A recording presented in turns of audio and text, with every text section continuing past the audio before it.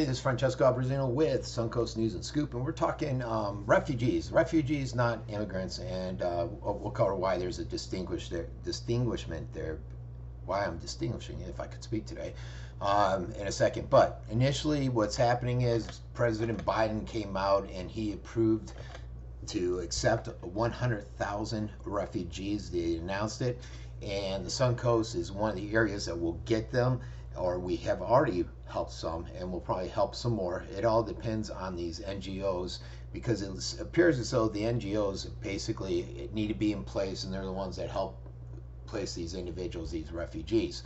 And I guess we've already helped 100 Ukrainians resettle in Northport. As you know, Northport's got a vibrant Ukraine community, the Ukrainian community there, a lot of people. We've seen a ton of local news articles on it, and they all seem to disseminate out of Northport, where a lot of the refugees live.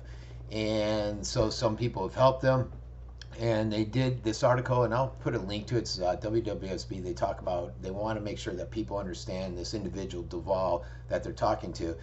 The difference between immigrant and refugee. Immigrant is someone who travels from one country with the intent to live and reside for a longer period of time in the new country. Refugee, by contrast, are individuals who have been forcibly displaced from their homes, so they flee across an international border to seek safety in another country. Not sure why they wanted that distinguished in their article, but they did. And one of the biggest hurdles that they're coming across is finding accessible, affordable housing for families who are resettling. And they talked about this being an issue, even though they're looking at moving individuals into the Northport, Sarasota area, which it's kind of ironic that that's the same issue that we're having with a lot of our locals.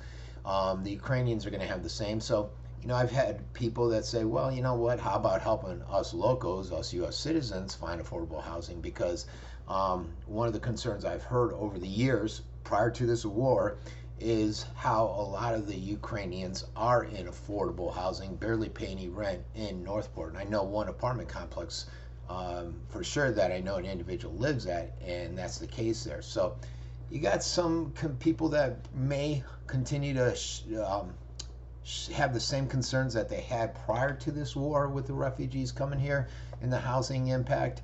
And where do you guys stand on it? So it looks like we've received 100. They're going to settle 100,000 in the United States, so we possibly could get more, since we're one of the larger communities apparently within the United States. And where do you stand? Let us know.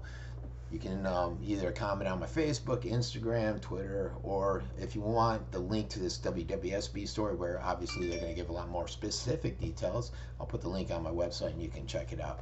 All right, everybody, this has been Francesco Abbruzzino with the Suncoast News and Scoop.